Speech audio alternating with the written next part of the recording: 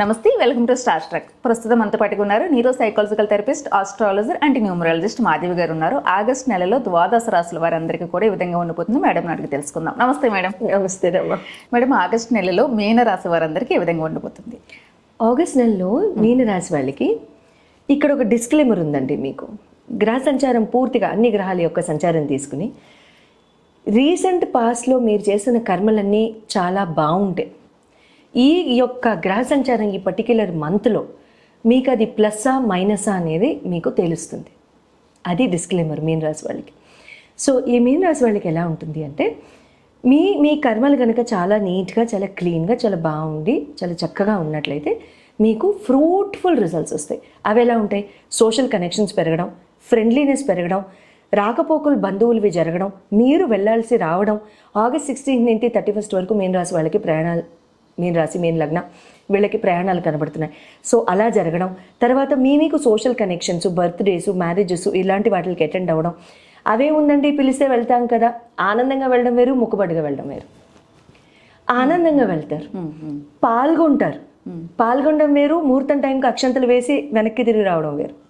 అది పెళ్ళికి వెళ్ళడం కాదు, అంతే కదా. అవునవును. సో ఇలా సోషల్ కనెక్షన్స్ని పెంచుకుంటూ చాలా చక్కగా బ్యూటిఫుల్గా మీరు ఒక బ్యూటిఫుల్ అమాల్గమేషన్ లా ఉంటుంది అన్నమాట లైఫ్. మీకు చాలా బాగుంటుంది. సో ఆ రకంగా చూసుకున్నట్లయితే మీన రాశి వారికి ఈ రీసెంట్ టైమ్స్లో ఉన్న కర్మ మీకు చాలా చక్కగా పే ఆఫ్ చేస్తుంది. అదే కనుక మీకు రీసెంట్ టైమ్స్లో మీ కర్మ బాగుండకపోతే సెకండ్ కండిషన్, ఓకే, నేను ఇప్పుడు చెప్పిన దానికి ఆపోజిట్ అవుతుంది. అంతే.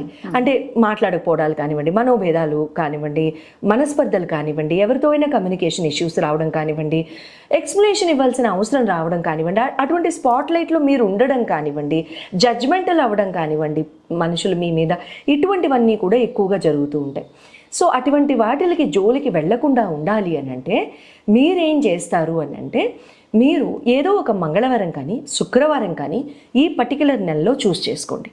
మళ్ళీ చెప్తాను, ఈ పర్టికులర్ నెలలో మంగళవారం కానివ్వండి, శుక్రవారం కానీ చూస్ చేసుకుని 4 కొబ్బరికాయలు, పూర్ణ ఫలాలు అంటారు, పీచు తీయని కొబ్బరికాయలు పూర్ణ ఫలాలు అంటారు కదా, ఆ పూర్ణ ఫలాల్ని అమ్మవారి గుళ్ళో అమ్మవారికి అభిషేకానికి వాడుకోండి.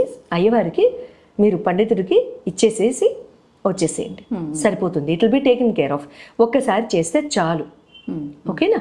తర్వాత అందులో ఒక కొబ్బరికాయ కొట్టించుకుని రాకండి, అలాంటి వద్దు. 4 పూర్ణ ఫలాలు మీరు అభిషేకానికి వాడుకోమని ఇవ్వడం మాత్రమే మీరు చేయవలసిన పని. అదొకటి మాత్రం ఖచ్చితంగా చేయండి, దయించి మర్చిపోవద్దు. తర్వాత సోషల్ కనెక్షన్స్ పెరుగుతాయి, ఫ్రెండ్లీ సర్కిల్స్ పెరుగుతాయి, స్పాట్లైట్లో ఉంటారు, ఎంజాయ్మెంట్ ఉంటుంది, ఆహ్లాదకరమైన స్థితి ఉంటుంది. మీ రాక మూలాన బంధుమిత్రుల్లో అదొక ఆనందం ఉంటుంది, చాలా చాలా బాగుంటుంది. ఆ 2 డిస్క్లైమర్ని పరిగణలోకి తీసుకుని ఓకే, అంతకు మించి పెద్దగా ఆలోచన ఏమీ ఉండదు. లాస్ట్ మంత్ మీరు జూలై మంత్లో ఎక్కువగా సంతానపరమైన ఆలోచనలు, సంతానపరమైన కొంచెము మానసిక స్థితి కొంచెం సాచురేటెడ్గా ఉండడము లాంటివి చూసుంటారు. అది టోటల్గా ఈ మంత్ మీకు ఆపోజిట్ అయిపోతుంది. ఓకే, టోటల్గా ఆనందంగా ఉండడము, అసలు కారణం తెలియడము, చాలా చక్కగా ఉండడం, మీకు ఆ సపోర్ట్ సిస్టమ్ అందడము, అంటే ఒక రకంగా సన్షైన్ మీ లైఫ్లోకి వస్తుంది. ఓ సో బ్యూటిఫుల్. సింపుల్గా చెప్పేస్తారు. ఫైనాన్షియల్లీ కూడా బాగానే చాలా బాగుంటుంది, ఏమి అసలు వంకలు పెట్టడానికి ఏం లేదు. ఒక వర్డ్ కూడా యూజ్ చేశారు కదా, ఇంకా అంత మించి ఇంకేముంది, పాజిటివ్ అంతా. అబ్సల్యూట్లీ. నమస్తే. నమస్తే.